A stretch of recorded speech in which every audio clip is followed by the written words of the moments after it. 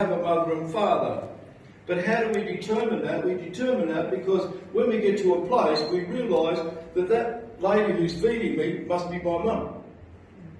And the guy that comes home every day, well, I suppose he must be my dad. Because we don't get born knowing that that's my mum and dad. Yes, amen. And so we're born into something we don't know and don't understand, but we accept. And so as I've gone through life, I come to realise that everybody's life is so different. My life was one of abuse, severe abuse. In fact, if it was seen as in today's world, my parents would have been put in jail and the key was thrown away. And I never wish that upon them, that they did what they did at that time, and so that's where it is.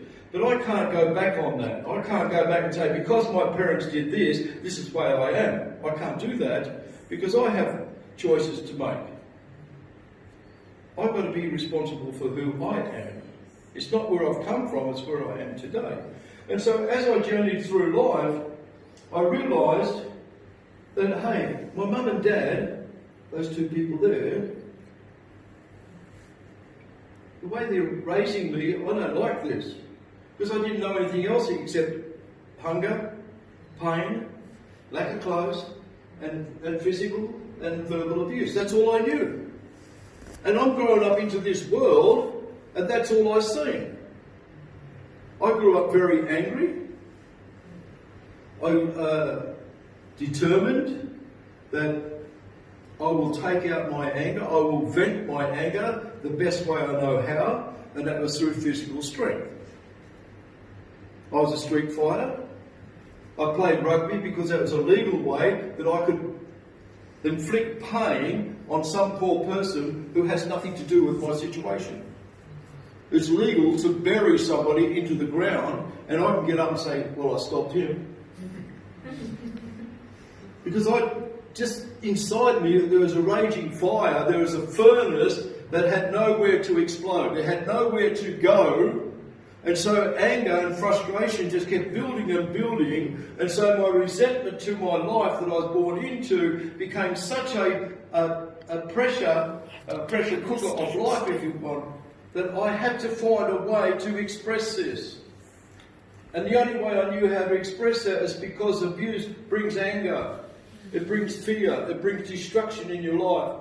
And as I grew, and I always thought that I'd never get past the age of 30. I didn't think I had enough energy to be able to live a life where people live over 60 years of age. I just did not know or even think that my body could sustain life any longer than 30 years. I'd already determined 30 years was my life. But God had a plan and purpose. I'm now 73. Praise God. And so, from my days of being raised by my parents, life got a bit awkward. And I ended up in an orphanage. Well, that's exciting. I've got now 350 kids to play with. But the abuse didn't stop. Physical abuse, the spiritual abuse, the verbal abuse, did not stop. All it did was increasing. Because now, in that orphanage, there was I think about 12 or 15 workers or priests, or I don't know what you call them anyway, but they were jurisdiction over us. And so we could be abused by any one of them at any time. And so for me to have a good meal, I had to be in the first 30 or 40 people in line to get a reasonable amount of food. In fact, we've got some rabbit traps, and we used to set rabbit traps on top of the fence post so we can catch some black cockatoos, and we would cook them because we were hungry. In an orphanage, you're supposed to look after the children. Well, hang on, this is not adding up here to me. I've been taken away from my parents, put into a place who now don't look after me, but I get there and my whole life is changed again because I'm thinking, well, these guys are going to look after me, but in a very short time I find that ain't happening. So nothing's really changed except geographical. Everything's still the same. So now my fight is bigger. I'm not fighting against two people, I'm now fighting against a whole organisation, because this is right across the world. And so my whole concept of people was absolute rubbish. I had no idea why I was even here. What's the purpose of being here? What is the purpose here? Why am I going through all this? Is this what humanity is all about? Is this exactly what I have to live now for the rest of my life? Man, that was crazy.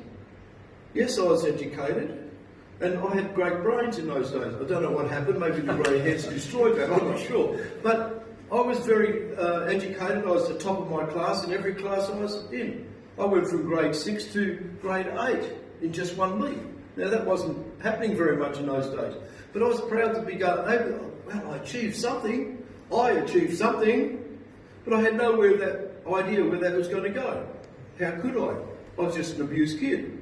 I was a kid that I know what it is to carry pain, and I can carry pain for weeks. I know, because I was raised that way. So pain is not really an issue. But my wife says I'm a softie and cry.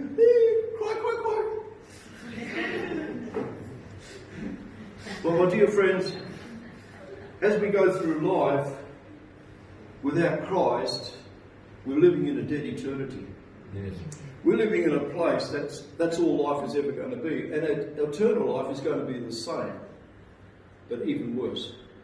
Because if we progress from a child into youth, then into adulthood, that's where everything changed for me. Because as I come up to an age of, I think 21 or 22, something like that, all of a sudden my heart changed. I wanted to be married.